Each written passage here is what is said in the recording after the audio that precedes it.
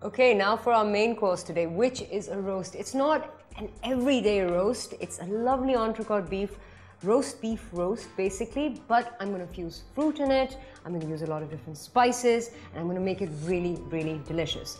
First things first, I'm just going to pop my bowl here and take out the chuck of the undercut. Now, undercut usually is long, and that's the fillet bit. This is the top end, which people don't necessarily eat, and it gets left over, or you use it in a stir fry, but this is a really, really good piece of meat. Now, all I'm going to do to it is take my knife and just stab it. And that's quite great because it's such a wonderful piece of meat, your knife goes straight through. I'm leaving all the fatty bits on because they will melt in the oven and create a lovely sauce. I mean, you know, all the juices that will come out will be based on that. Now, I'm going to get my oven dish and ever so simply just lay it in there. Right, now for the spices. 1 teaspoon of red chili powder onto the meat. 1.5 teaspoons of salt. 1.5 teaspoons of coriander powder, 1/2 teaspoon of turmeric, and 1 teaspoon of cumin. Next, I'm going to get some extra virgin olive oil and pour on about 1.5 tablespoons. And this is just to oil the meat. I'm going to rub the spices into the skin.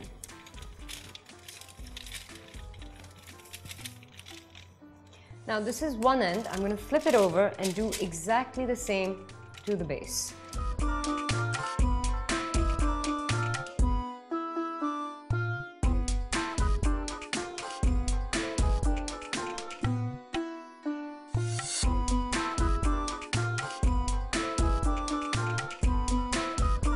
So, the meat has now been seasoned.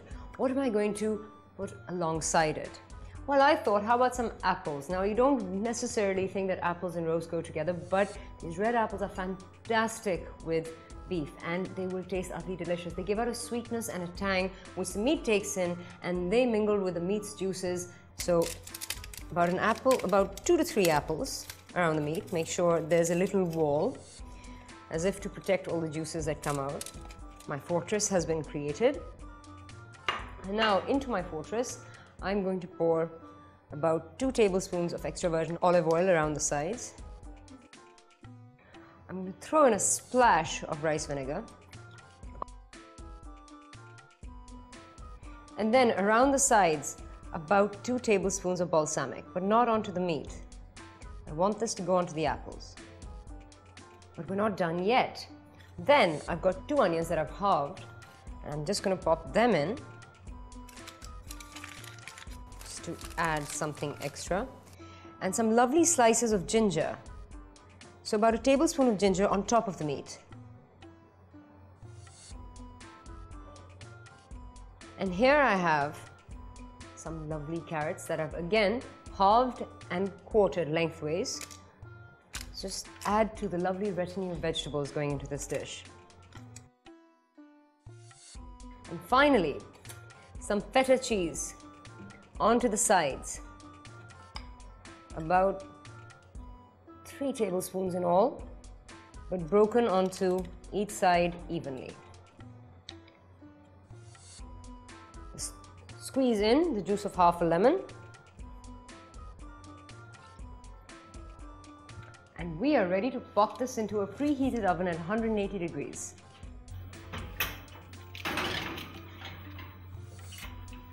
Right, so that's in the oven for a good 25 to 30 minutes, and now I'm going to make dessert. For dessert, I've just got my pan over here and everything's going into one pan, so it's a great blitz dessert. Super fast, super quick. For that, I've got about 2 bananas sliced up into my pan. They go. On top of that, I'm going to pour in 4 tablespoons of cream. I'm going to add 3 teaspoons of sugar.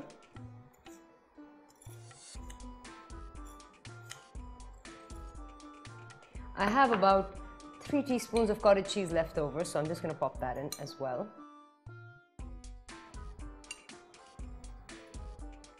Then I'm going to throw in a pinch of red chili and about 100 grams of butter. I'm going to crumble in 2 slices of pound cake. And then I'm going to fry it up.